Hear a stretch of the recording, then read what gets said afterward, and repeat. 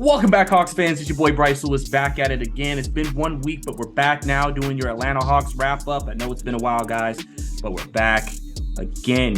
Hawks lose tonight 128-103 in a game where, with basically the entire starting lineup outside of DeAndre Hunter, this is what you pretty much should have expected. I mean, it wasn't competitive, really. It was a competitive in the first half a little bit. AJ Griffin and Jalen Johnson helped keep us in it a little bit. DeAndre Dick made a couple of shots early in the game, but it was really Memphis. Memphis has been built to win without Ja Morant and guys like Steven Adams, and they could do it in dominant fashion. I mean, they still won a playoff game against the defending champ Golden State Warriors with their top guy down last year. So they're built with just great player development, great drafting over the years, especially a lot of low third, like end of the first, early second round draft picks.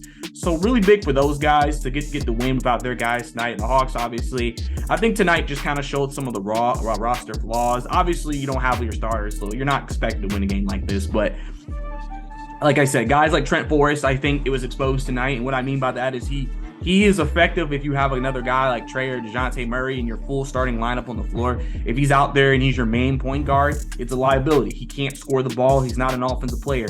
So if he's not able to defend the other guy, I mean, he's kind of not doing anything for you. It's 4-on-5 basketball when he's out there.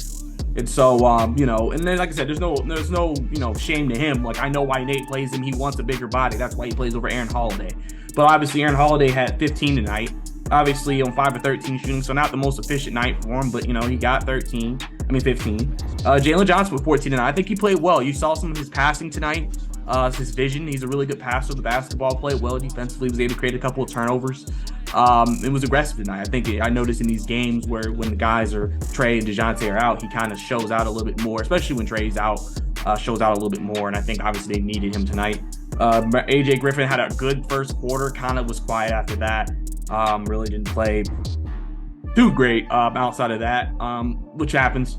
So it's a long season. It's 82 games. There's no reason to panic. I mean, people were complaining on the timeline about Nate McMillan tonight, and I'm just like, listen, I mean, I'm not going to look at this game and think, oh, we're a worse team because of it. I mean, listen, we just got to get healthy. Trey, John, DeJounte, Clint, all of them need to get back. Hopefully, Trey, Bogey, and Clint will be back in the next game, and then maybe John Collins, maybe going into the weekend, maybe potentially. I know we're supposed to reevaluate him this week. So there's nothing really to worry about here, I think. Like I said, Memphis is like a solid team. Like I said, great player development for them. And they have guys who, if they're down guys, they still have guys they can count on to still give them two-way scoring and playing defense. And, I feel like tonight was also an indication of I feel like the Hawks roster is a lot of mix and match guys. You have to play certain guys in certain lineups for them to be effective. You can't just put them out there in a main role and then expect them to be good. You just, like Memphis, you could tell, even without Ja Morant, a lot of the guys could still be them. If anything, it gets them more opportunities because Ja's not there to do more.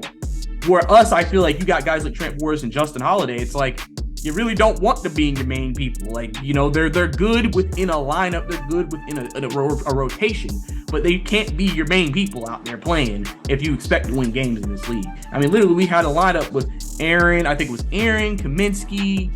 I believe it was Jared Culver. I believe it was Trent Forrest and Aaron Holiday on the floor, I think, at once. And clearly that's not an NBA lineup, even a second unit.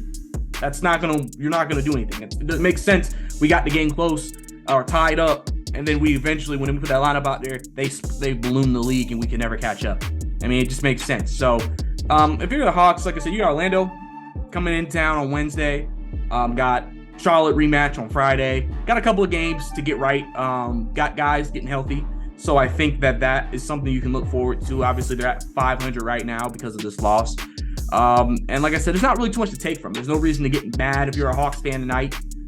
You kind of expected when you didn't have Trey and Clinton and those guys, like, man, we're probably not going to win this game. If anything, you just want, like I said, to see the young guys play and just get more minutes and some experience out there. So I think that's big. I know people were kind of pushing maybe why we didn't see Tyrese Martin a little bit more tonight, just because of the situation and everything. And so I'm very curious to see what the full rotation will be when everybody is once again healthy.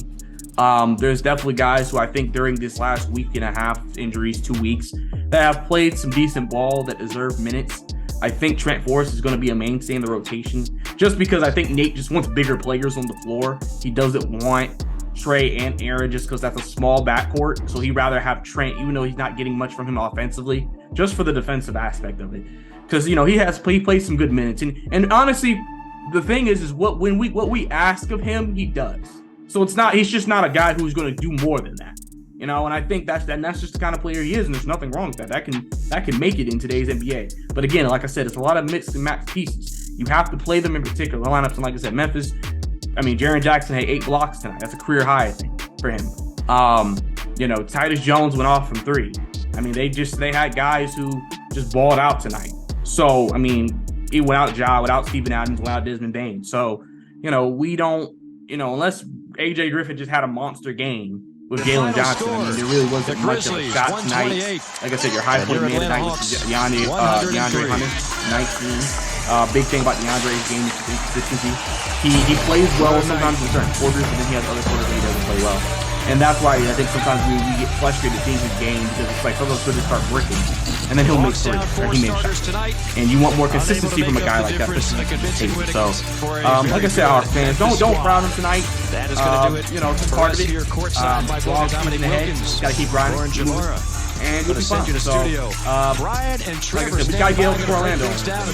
Get back on the winning trail. So, hey, this is your Atlanta Hawks wrap-up. It's your boy Bryce Lewis signing out.